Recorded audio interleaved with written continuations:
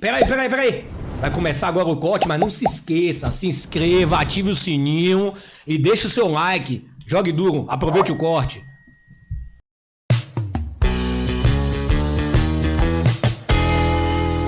Eu queria que você falasse também um pouco dessa sua atuação como pedagoga, porque você tem uma publicação que é a Pedagogia da Desobediência, de 2021, não é isso? Então eu queria que você falasse um pouquinho sobre essa questão dessa teoria sua que foi desenvolvida por você, creio eu. Sim. Do que consiste, como é que isso pode ser aplicado, enfim. A teoria, a Pedagogia da Desobediência, Travestilizando a Educação, é um livro que foi publicado a partir do meu trabalho de conclusão de curso da especialização em gênero, no Diadorim, na UNEB, que eu vou falar de se pensar as práticas escolares a partir do corpo da travestis, do corpo da mulher trans, do homem trans, do corpo do movimento de pessoas trans. Esse movimento que ele confronta um sistema, que é um sistema com C, eu utilizo o C, que é um sistema que vem da cisgeneridade heteronormativa, que expulsa os nossos corpos do ambiente escolar. Então, quando a gente vai pensar em políticas públicas para as pessoas trans, a gente tem que pensar na macropolítica, mas também pensar na micropolítica. E quando eu digo na micropolítica, eu estou pensando no currículo, eu estou pensando nas intervenções escolares, eu estou pensando no projeto político-pedagógico, nas jornadas pedagógicas, eu estou pensando na aplicabilidade da transgeneridade, da pessoa trans na sala de aula, na educação como um todo. Sim. Então, não adianta eu me colocar aqui enquanto uma pedagoga freiriana só na teoria se eu não tenho a prática, se eu não tenho ação reflexão, se eu não tenho conteúdos. Então a pedagogia da desobediência ela surge como um movimento insurgente global, né, para se pensar práticas pedagógicas, tensionamento ao sistema e garantir que pessoas trans possam de fato acessar da educação básica ao ensino superior. Porque é muito bom a gente falar dos avanços das universidades no que tange a cotas nas universidades para as pessoas trans. Mas a gente sabe que na universidade existe a extensão, né, da pesquisa. E essa extensão de pesquisa está indo nas escolas públicas para se pensar num currículo que possa garantir o acesso às pessoas trans, aos corpos dissidentes, aos corpos que historicamente são marginalizados. Como é que a gente rompe com os muros que separa a universidade das comunidades? É também levando a universidade nas periferias, nas comunidades, entendendo que existe essa diversidade do ponto de vista de humanidades nesses locais, e daí surge a Pedagogia da Desobediência, né? Que é esse livro que é muito citado, muito referenciado. Sim. Né? Eu vi os 2 artigos, inclusive, tendo ele como base. Sim, e inclusive esse livro ele vendeu muito mais logo no início nos Estados Unidos do que no próprio Brasil. Sério isso? Sério. Então já foi traduzido para o inglês? E isso, um grupo de pesquisadores brasileiros que estão lá, que compraram para usar nas universidades, nos seus cursos nos Estados Unidos. E é importante trazer essa reflexão do quanto a gente produz. Às vezes, do seu lado, tem alguém produzindo algo tão fantástico, a gente não dá valor. Sim. Né? E vem um vizinho de lá e cata, e leva. Então, a Pedagogia da Desobediência é esse movimento. Né? É um livro político, mas não do ponto de vista partidário, mas político do ponto de vista do direito. Sim.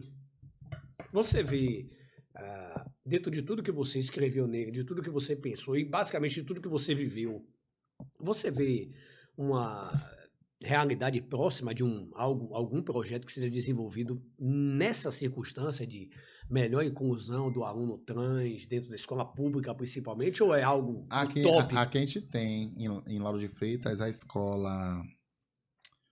É uma creche de educação infantil de Djalma Ramos, que tem um trabalho muito bom com educação étnico-racial, com educação antirracista, antissexista. A gente tem a Escola Maria Filipa, né, mas é uma escola particular. Mas são 2 escolas que são modelos de se pensar propostas pedagógicas desobedientes. São escolas que pensam práticas pedagógicas. A de Djalma Ramos, por ser uma escola municipal, um centro de educação infantil, e que já tem uma proposta pedagógica decolonial. Isso é muito importante. E as crianças elas conseguem se ver nos olhos, nos contos de Conceição Evaristo, né, nos contos de Carolina Maria de Jesus, e isso é muito importante, porque é levar a literatura negra para Sim. crianças negras, e entender que também podemos produzir, né, a produção de conhecimento e como a gente introduz valores tão importantes que estão aos nossos lados. Então, você não pode falar de água com a criança que mora no Abaeté sem falar da Lagoa da Abaeté e da Praia de Itapuã. Sim. E muitas das vezes o professor ele vai falar de água a partir H2O, não sei o quê, vai falar de água a partir de Antártica, de Polo Norte, Polo Sul, mas não vai esquecer da Lagoa da Baeté. A pedagogia da desobediência, ela trabalha com território, corpo-território, corpo-formação. Então o nome de desobediência é basicamente porque você transgride com o senso comum da coisa. Sim. Né?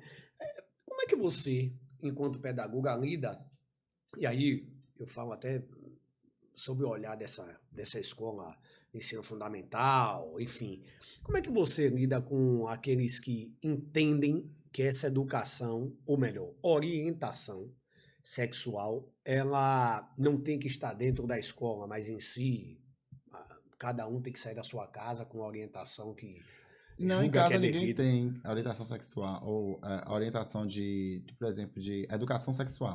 Em casa Pronto. ninguém tem. Se tivesse, a Bahia não estaria com um número altíssimo de jovens entre 14 a 22 anos com sífilis. Isso está falando muito de práticas sexuais sem prevenção. Tá. Porque muitas das vezes o homem não sabe nem lavar o próprio pênis. Isso está falando de educação sexual. Sim. Né? Então, já não tem uma educação sexual.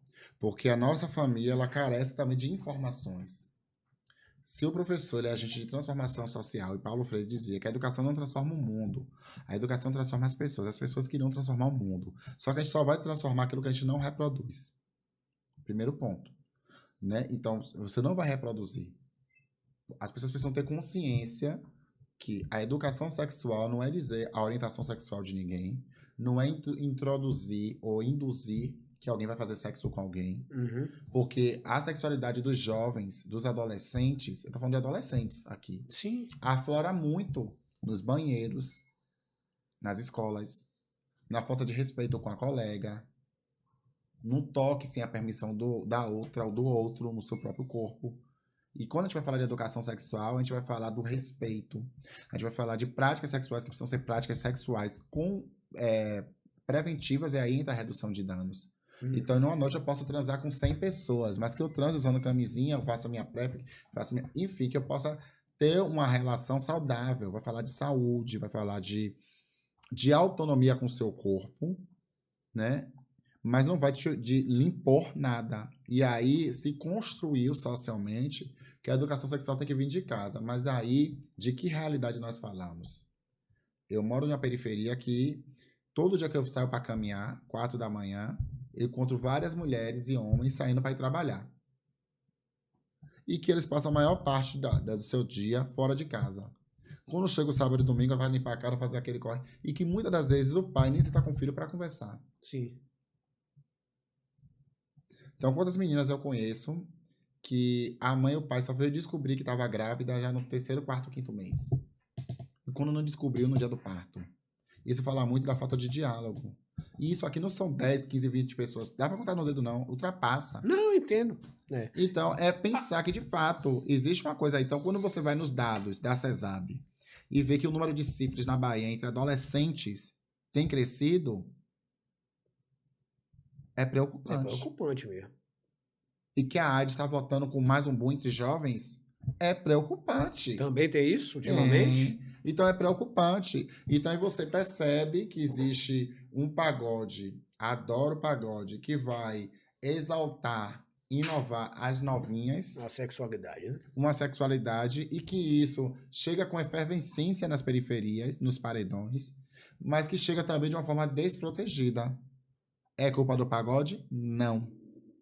Não é culpa do pagode. Ele só retrata nas letras aquilo que é convencionado. É culpa de uma estrutura que não permite que essa educação se amplie.